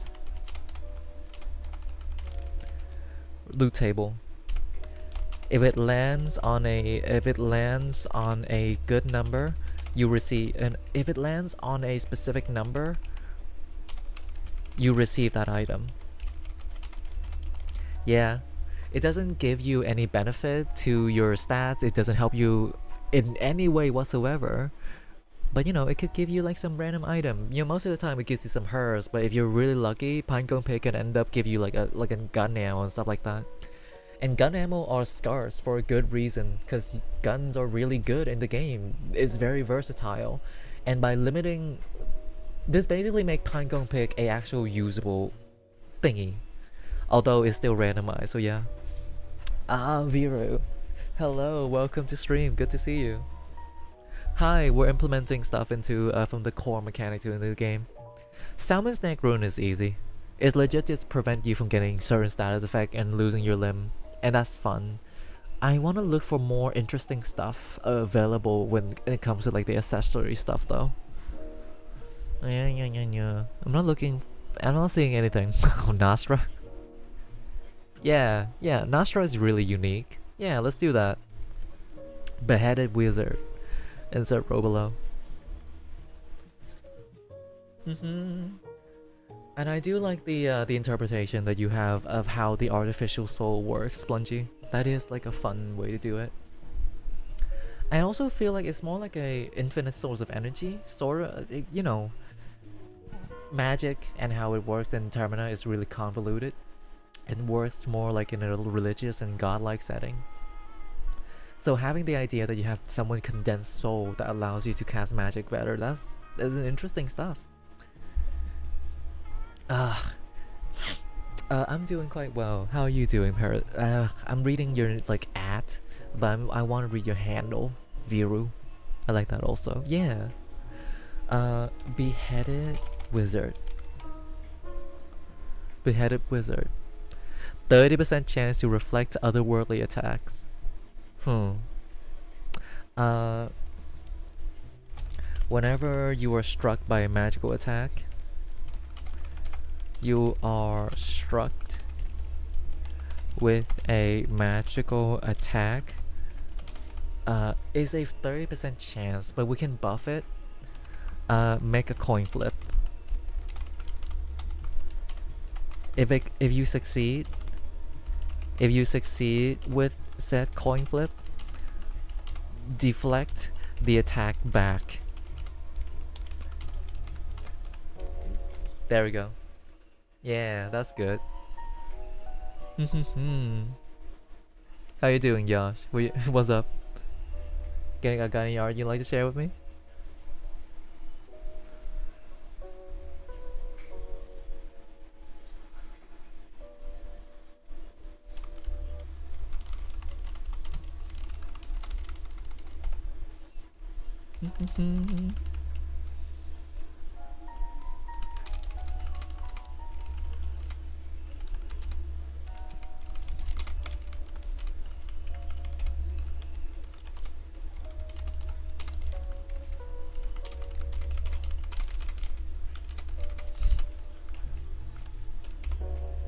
Don't mind me, I'm giving some drawing advice.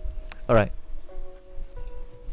Coming back to it, an idea I have for a profession is that you notice here, right? A lot of these have a singular special effect. I want a type of profession, a type of job, and so far the idea I have is a jeweler, where you can basically modify your accessory to allow them to give you like specific benefit. Like like a really funny idea with a beheaded visitor is like a jeweler will be able to attach some like special magical items onto your accessory to make them better. So imagine Nastra head with this effect, but someone adds like a bunch of like metal decorations and like decorative pieces onto it, and then suddenly it gives you like a +3 to your body dice, a +5 to your agility dice, stuff like that. I think something like that is really fun.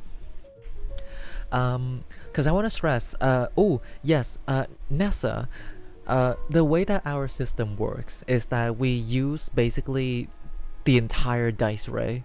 Look, this is the dice that you start out with. You have a D8 to a D20, and I haven't concrete on this yet, so this might change in the future, but we might use a D6 or D4 as well. When your dice is really low, the only way to make it good is to add modifier to it. That is why like +4 to body, +18 to body, +1. All these are really necessary for you to get stronger. Cause on a base, hey, if the DC to like a mind check is a like 20 and you have a D4, there's no way you can beat it.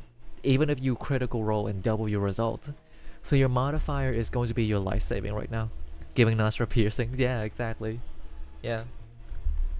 I also toyed with the idea of magical piercing and magical tattoos a little bit, but I feel like I should do more research before it. I don't think anyone in the game have a D100. That's a bit too, that's a bit too OP. Sorry, Levi Domek. Sorry. That's a bit too, not stable long term. Let's continue. Hold on. Is there any more interesting stuff? I mean, Guardian cameo? Eh? Nah. I don't really have a lot of interest towards the rest of the stuff you see in here. Molded doll gives you magic defense, interestingly. Ooh, beetle stone. Alright, you know what? Yeah. So let's talk about something. Like I mentioned before, magic casting in our system works very differently from Termina. We don't exactly have like a extra health bar called a mind bar where you can restore it every turn. So how would we implement something like a beetle stone into our game, right? Throw at me some idea. Beetle stone. Moldy bread for moldy person and their moldy doll. Wow. Inspiring. I don't know what the word of the day is, but we can do Wordle and check it out. I need some clarity in my mind, so let's just do Wordle real quick and then come back to the system. The word I always start with is Omega, because it has O-E-A on it. There's an E in it. E. Trees. There's an R in it. Is the R at the start? Something like... No, R gotta be at the bottom. I can't think of a word that is like R something E. Unless... No. Or... No. I take out my glasses and go lock in for this one. We could try No, there's not... No, we can't try moldy, unfortunately, sorry. We can try something else. We have E. I don't believe it's worth it to get the other vowel like U and I. Plink. There's an I in it? Huh. Beetles don't give a kind of temporary shield against fear level in combat? I like that idea. Let's circle back to it later on. You doing alright, local hobbit? Seems like you're bugging out a little bit. There's an R, an I, and an E in it. So something like... Is this a word? Ream.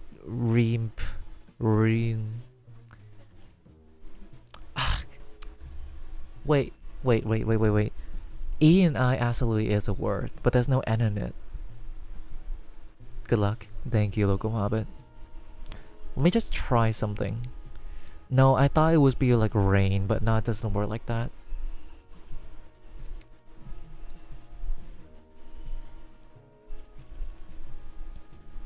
The thing is, like Levi Domek, there's no such thing as a half a mine every turn, because there's no mine status effect to be half.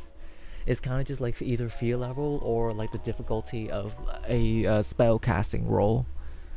And that's not something that we can easily modify, so we had to like circle back to it later on.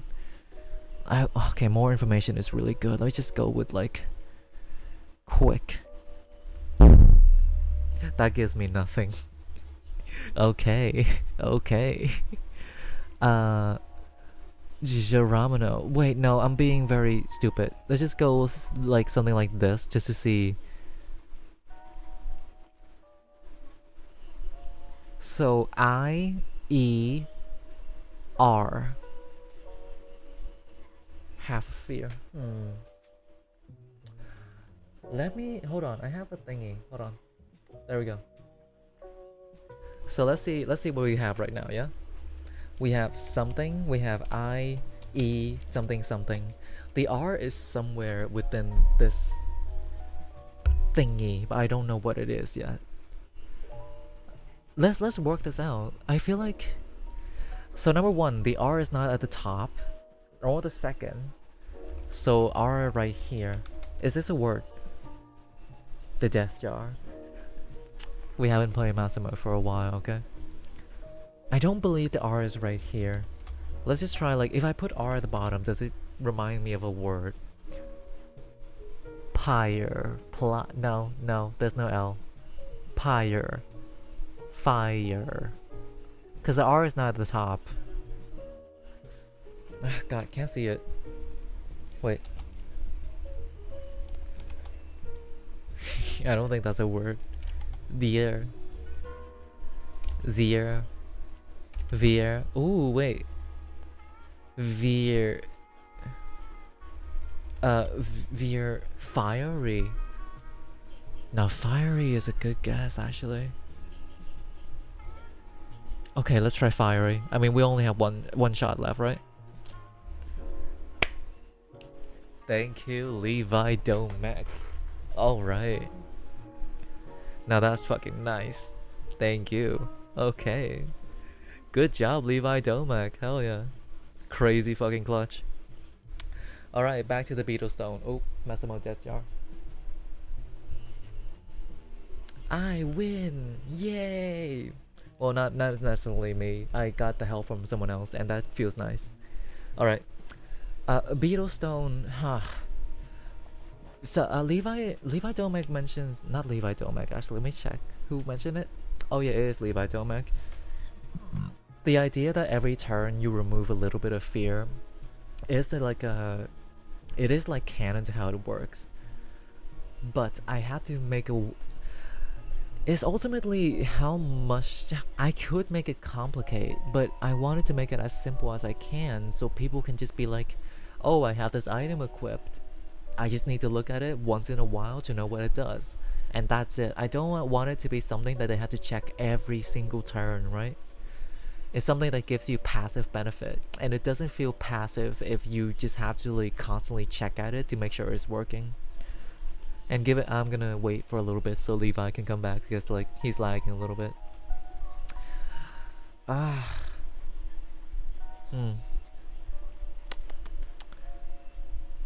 We could do it like hold on.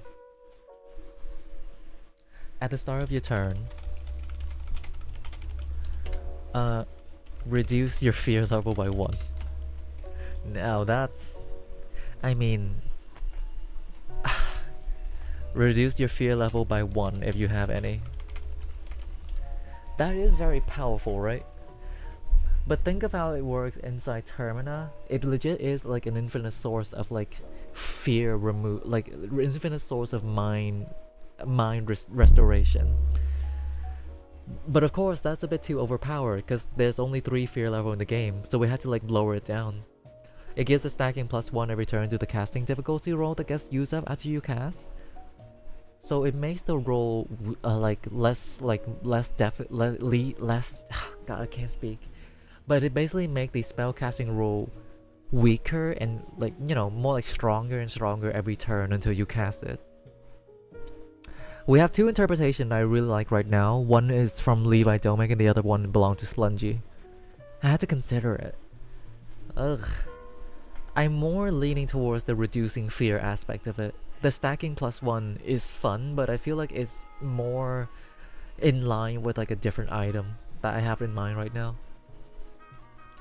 Think about it like Beetle Stone work is your infinite source of field to cast spells. And we have to make it like an infinite source of field to cast spells as well. Alright, how about like this? Every 3 turn, remove 1 fear level. If you have any. How about that? Yeah? Cause like it like if you fail a lot, is still devastating, but technically it's still infinite. I think that makes sense. Yeah. Remember, fear level is only gained. Well, fear level is gained through like a variety of different stuff, but the main way to gain fear level is from failing from casting spells, and that is a few. This is kind of like an infinite source of few, but I am afraid the idea that you have to like count every single turn and then it makes the game a little bit more complicated. I really designed this system with the idea that if anyone can pick it up and play it without being like stressed out by the mechanic and everything. But for now, this should be good. Yeah, this should be good for now. We'll think about it later. Yeah. Ooh, a collab type fanfic. Like I mentioned earlier, I don't. Ooh, Hardened Heart.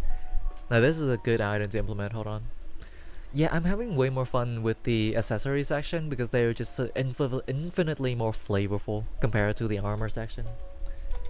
Hardened Heart is an interesting one. Back to the fanfic topic.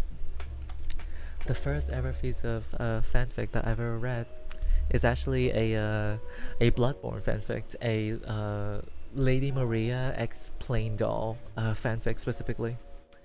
And I remember I was reading it inside the military complex because I was if you don't know, in Vietnam when you're in college there is like Every year you can sign up to join the military for a solid 2 weeks to get some basic military training because you need the diploma you get from it in order to graduate. And while I was in there, one time we were in like one of the classes and I was bored, so I just searched a fanfic and go to AO3 for the first time in my life. And I remember I had a lot of fun reading a bunch of girl love stuff. It's fun. It's nice. Back to the hardened heart. Upon being hit, it will reduce the wearer. Okay. Whenever you would take any amount of damage, that would reduce. That would kill you.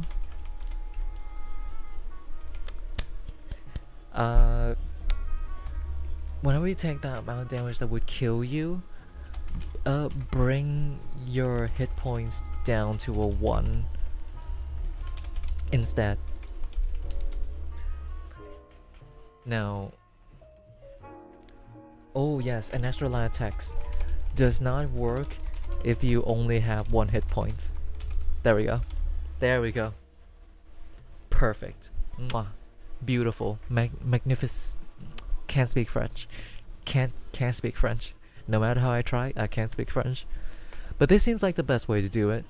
It is like a direct one-to-one with how the hardened heart work in Termina as well. Like, you know, you can't take like your health cannot be reduced less than 1 hit points. But also at the same time, if you're at 1 hit points and you take a hit, then you die. And hardened heart is good. It's good, just like that, just like that. There's also a few things in the item section that works based on percentage stuff as well. Let me check. Oh, leechmonger ring. Right, where is it? There we go, leechmonger ring. Whenever you deal damage to another thingy and it heals you a little bit of hit points. I don't know how I do this thing, cause it's not a set number that you can get from it. Leechmonger ring. Let me think about it. It says restore your body, which is your health, by converting 3% of your physical damage due to an enemy. And it has to emphasize physical damage. Let me think about it. Whenever you deal physical damage,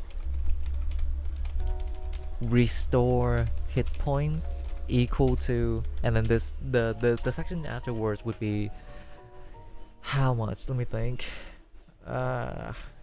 Making it a set number just seems boring though. Like, regardless of how many damage you deal, you will always heal this specific amount of health. It's just not very fun or interesting to apply. But I can't think of any other way to do it, because there's no such thing as a percentage-based damage in our system yet. Oh wait, when you do physical damage, whenever you do physical damage, roll your dice 1 more time and heal hit points equal to the value that you managed to roll.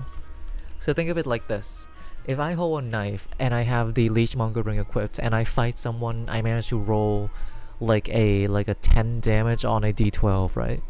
I'm gonna roll the d12 again. And then if I'm lucky, I could heal 12 hit points, or if I'm... oh god, that's still a lot of hit points though.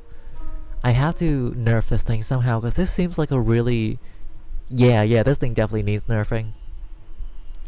Equal to half, there we go. Equal to half of the value you roll. So let's say like this. D12, deal 12 damage. Roll this thing 1 more time. Let's say I managed to roll a 10. Heal 5 hit points. There we go. That's it. As simple as it gets. Yeah, this is a good mechanic. I like this. Because like I guess dice is percentage based stuff in of itself. Like you have a percentage chance to like get this thing, or that thing, and it's kind of equal to each other. Yeah, yeah, yeah. I like that. Yeah. All right. And I think that is pretty much over for the like all item section. So if you don't mind me, we're gonna go into the next one right away. This one is the one that I've been holding back on doing with our system a lot. Enemy sheet. Now, the way that enemies work in Fear and Hunger Termina is, let me search up like the enemy list. And I'm just gonna whip up like the classic, oop, that's a penis, oop, that's a penis. There we go. So let's take the villager sickle, right? If you look at the way that this guy works, his ability to do damage and attack you is based on what kind of body part is available. If you chop off like the right arm, that guy cannot use his sickle to deal slashing damage. If you chop off like the torso, which already kills it, then he can no longer tackle. Because of the way that I designed the combat system for Termina to tabletop, you declare which body part you're going for, and then you see if you can destroy it.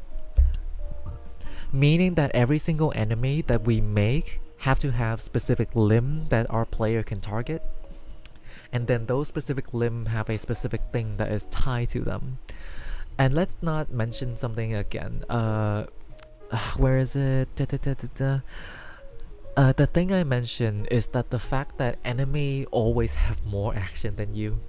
The average enemy in Termina 2 tabletop can do 2 to 3 action, while the player character can only do 1 action.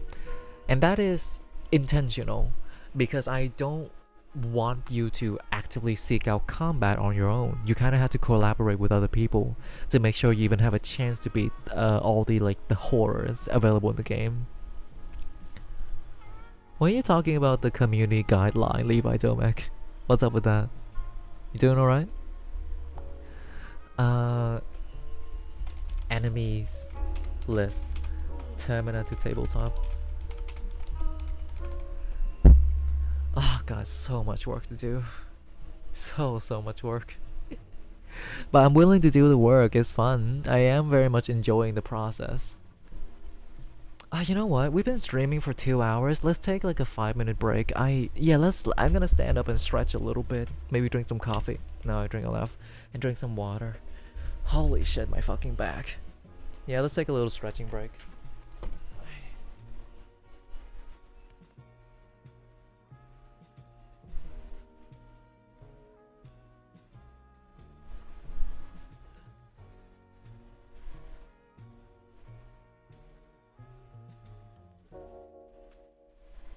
God damn.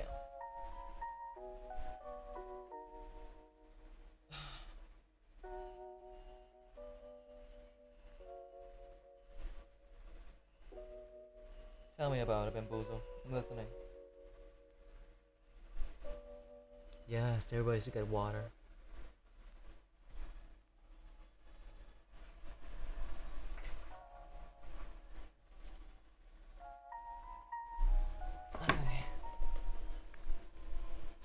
Hi. God damn, look at my hair. Holy shit.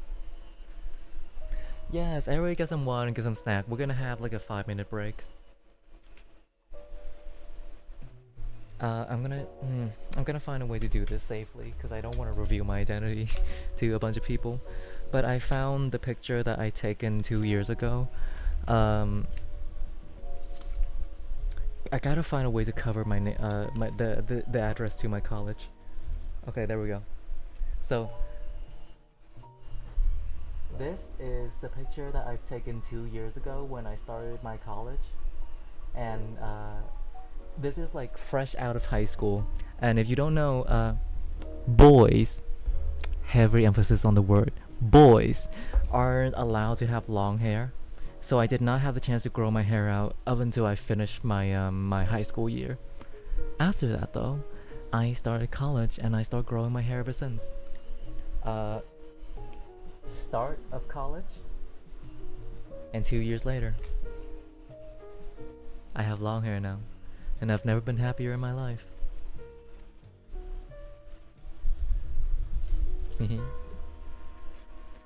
You grew it out is literally so beautiful. Thank you, thank you. Be nice to me. I don't. I'm not above compliments. I like being complimented by people. It makes me feel pretty, and I like that.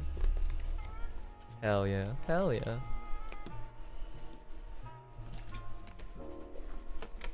You know what? Because of the way that my screen looks. Hold on, let me do something. I think I can just mirror. Yeah, let's have two chat. Yeah, let's have two chat box going at once. Alright, cool. I'm surrounded by chat messages. That feels nice. I think. You know what? For those of you who have seen the, yes, there's two chats. Yes. And they're exactly the same. I just like the feeling of symmetry because both of them were surrounding me. But tell me what you guys think about the system so far. Do you guys like the Terminator tabletop system that we have managed to design?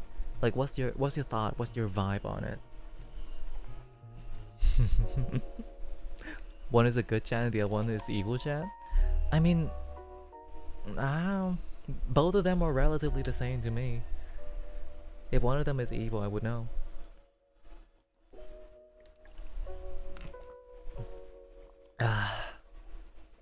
Gotta appreciate Levi Domek. Alright, this kind of hurt my eyes a little. I'm just gonna destroy one of them.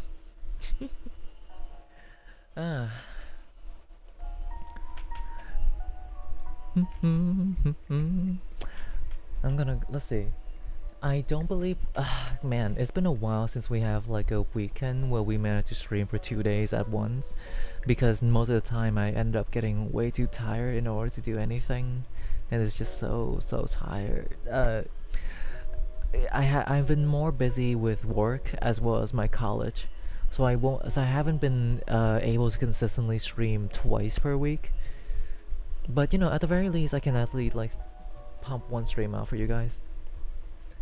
And to be fair, the hours that I stream is like 3 a.m. in the morning on my end, so yeah. Sorry, the second chat has to go. It has to be done. Sorry, can't help it.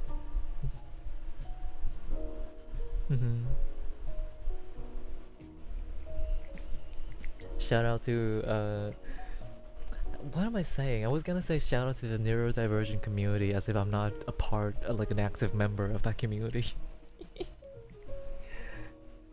I do like, well, you know, the streamer attracts the same audience as herself, so I sort of see a lot of queer people, a lot of gay people, lots of lesbians, as well as a lot of people with autism and ADHD, which is cool.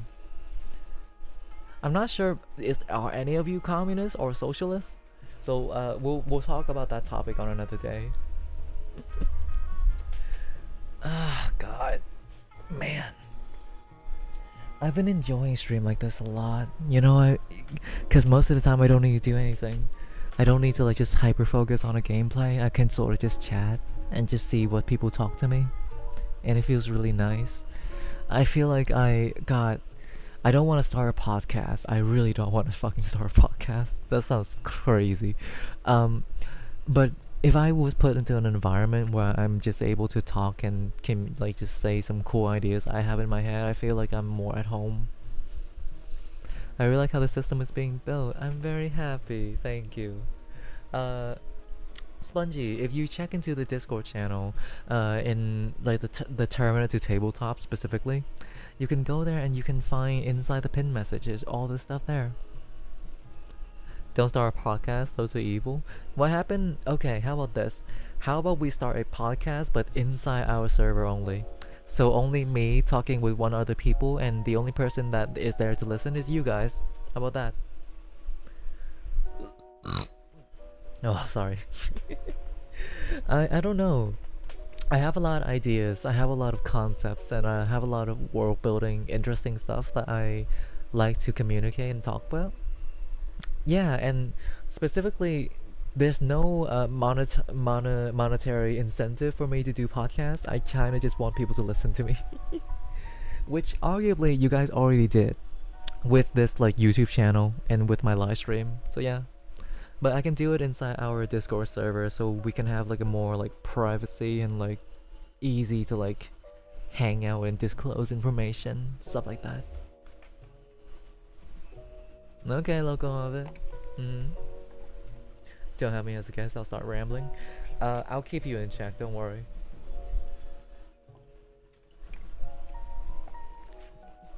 Rambles are fine. Rambling is fine.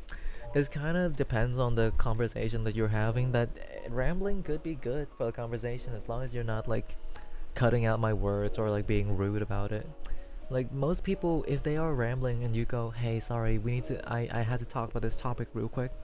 Most people would understand, and that's fine. That's very normal.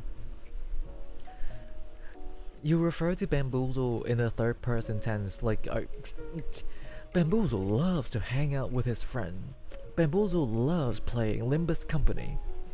Bamboozle loves the stuff makes from Project Moon. I don't know if Project Moon is a game or a company I ever got. Maybe both.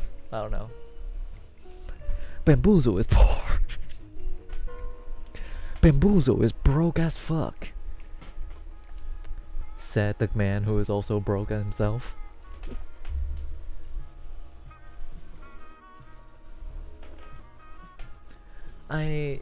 Wait, is the Project Moon games like gacha? I remember someone talking about polls and stuff like that. Is it like a gacha game or is it just like a one-time purchase game? Cause I don't know, the game feels grindy. It seems really grindy and gacha-y to me. You know what I mean? It's a whole thing. Well, you're not gonna have much trouble when you talk to me then. Is it fully disclosed? I grew up autistic, and my current partner is also autistic. So our way to communicate with each other needs to be very straightforward and very open when it comes to the language that we use. So if you're feeling bad about stuff, just say it out. I'll correct you a little bit, and then we'll continue talking like normal. It's pretty fair for gacha game. I don't know. Gacha is a very exploitive system of gaming, and no matter how like it is like a byproduct of the capitalism market that we have as of right now. But gacha directly plays into your mind the sense of like it's the same thing as gambling, but they are basically gamified it to make it somehow acceptable. And then it makes you chase after like the certain highs and lows of like, oh, I'm gonna roll for this character. Oh fuck, that's $5 down the drain. It's okay, another $5. You know what I mean? It's like there's no such thing as a fair gacha system, because by default all gacha are kind of like exploitative of your like serotonin and just your interests and stuff like that. Yeah. AP Psych. Yeah. Oh god, always appreciate someone who's like studying psychology showing in my chat, because the stuff that I talk feels more easy to grasp and blah, blah, blah, blah. Like, you know, I'm being communicated with, and that's nice. I kind of don't want to continue working. I feel lazy. But we gotta work on the enemy list. So after we finish at least like one of the enemies, we'll get to the next section. Yeah. Yeah. Alright. Let's grab our guy. Just looking at him was really funny. Man, that is just a guy. Alright. Alright, sick. Okay.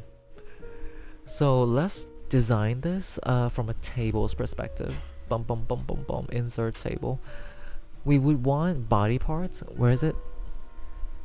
There we go. Body parts, skill, effect, and condition. Oh yeah. Look at these. Yeah, this is a very in-depth. We can use exactly like this one. Oh yeah, congratulations to Levi Domek, by the way. I know that most people have already typed like a congratulations message. I didn't get the chance to type mine out because I was busy with college, but congratulations, Levi Domek. Yippee for you. Congrats, buddy.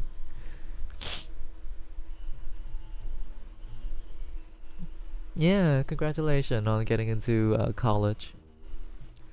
Alright, let's go back. Insert table. How much is that? 1, 2, 3, 4, 5. 1, 2, 3, 4. Let's make it 5. Because I also wanna.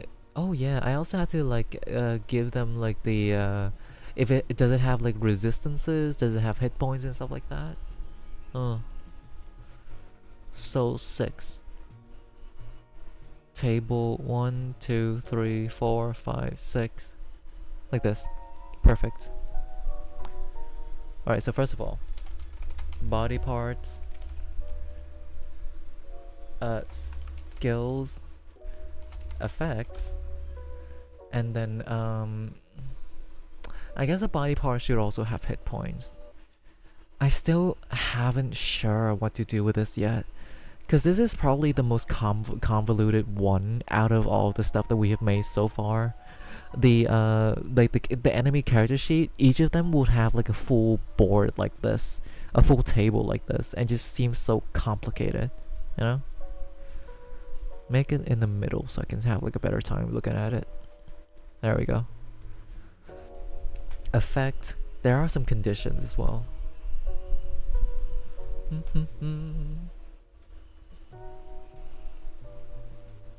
And by making them like this, I guess it, you know, the GM always controls the enemy character, and this is just like a clearer stuff for your GM to be like, wow, this thing is really in depth.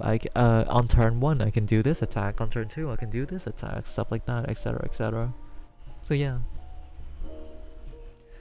Ah, my back. I myself have never really gotten into any gacha-ish game, I feel. And you see the market is really more common with game with like the anime art style, but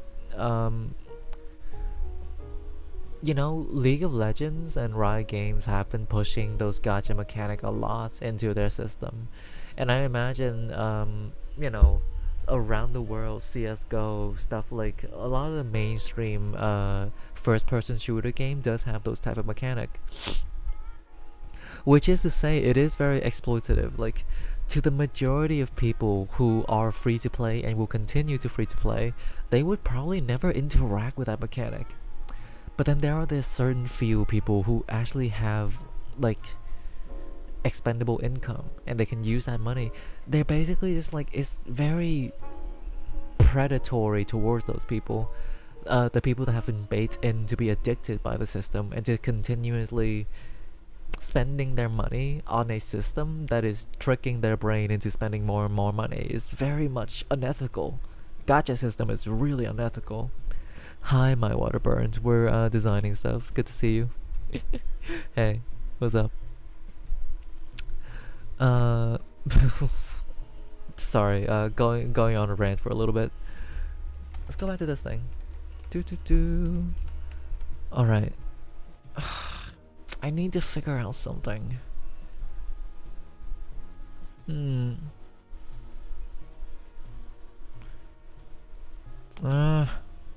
I don't know how do I do this. So the thing is that I'm thinking about right now, right? We have a mechanic in the game called damage threshold. This is basically the player, like, you know, like if you deal enough damage, you can pop out someone's limb. However, it doesn't work like every single, like, you know, I have the torso and I have 2 arms. That doesn't mean I have 3 health bar. I only have 1 health bar and that's it. And I don't know whether or not I should implement something like that for these guys, you know? So hard. Okay, how about I do it like this? We're gonna do damage threshold on this end. So let's say this guy have a left arm. The damage threshold for that is like a 15, and then the skill can do this, that, and then it has a specific effects. It has a specific condition to be used. Condition to use, and that's it. Delete column. Is this easy to read to you guys? Hold on. Right arm. There we go. Right arm has a damage threshold of 15. The skill is a sickle attack. uh, uh, roll the fight dice once and attack a contestant. Yeah, how about this? Roll their fight dice once and add any modifier to deal damage. And the condition to use is right arm is still intact. Do you think this is like mechanic wise, this is simple to understand, right? Yeah? Having a dominant hand? I'm not implementing that. No. Hey, I read it once and I was like, fuck no. The idea that someone have a dominant hand, like what happened with the one-handed weapon mechanic? Literally, if you lose your dominant hand, what do? You have to be versatile with both of your hand in order to use the weapon in this game. If you're good with your left arm and then you lost your left arm, what do? Do you just die? It's unfair. No, we're not implementing a dominant hand mechanic. Oh, but it is. It could be like a really fun disadvantage that you can give to your character. That you can only attack with your left hand or right hand. And then you have to like keep that in mind. But for another day, I feel like that's too mean. Alright. So how every enemy in the game works, they have a body part. That body part has a damage threshold. And if you break that threshold, you break that arm. And then each body part can have access to specific skills and ability. And then those skills and ability deals damage, etc. and etc. Bada bing, bada boom. Gotta go now, fun stream. Thank you for joining in, Splungy. I really appreciate that. We're gonna do a stream like this next week again, where we will basically just go over the designing aspect of Terminal to Tabletop. And for now, thank you for joining in. It's been really fun. All right, let's continue. Before this, I have considered the idea that every one of them, like, you know, the player contestant, right? They have 6 dice: body, mind, fight, agility, speech, search. They have all of that. I have the idea that maybe the you know, the other guy, your enemy fighting with, they also have the same thing, but they just have access to skills and ability. But now, reading it again, I feel like we can only add one or the other. And that's not exactly the vision that I have in mind. And now they're kind of like, you know, convoluting with each other. We have to figure out a way to like implement them both at the same time, which is a little bit hard to do. And this is something that I'm probably gonna mull over during my free time, because I feel like this is where I'm gonna end the stream. I'm tired. I'm a little sleepy. Yeah, I'm a little sleepy. I think I'm gonna end the stream here. But thank you for joining in. It's been really fun. No stream for tomorrow, and we're gonna stream again next week. And I'll see you guys there. Thank you for joining in stream. Yeah. Bye bye, Bamboozle. Bye bye, viewer. Thank you for joining stream. I've seen you more consistently nowadays, and that's really nice. Of course, like always, I appreciate you guys joining in stream. I'm saying the word stream so many times in the last 5 minutes. So that's all I'm gonna say. Bye. Bye. Bye. Bye. Bye. Bye. Bye. Bye. Bye. Bye.